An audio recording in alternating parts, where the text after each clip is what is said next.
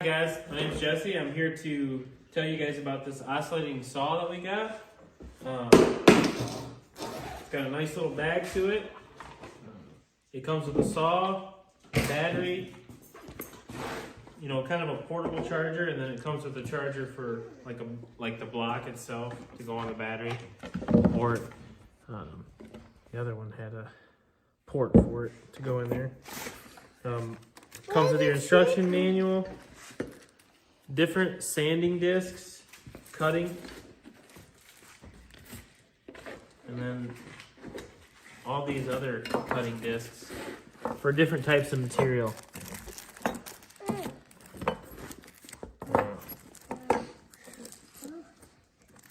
Go ahead. All right guys, I'm going to show you how this works. Battery slides in just like a normal drill. Then to put the blade in, you push that up. It goes in a slotted area. And you can wiggle it back and forth to make sure it's in. There's 6 different speeds, faster, slower, and here we go.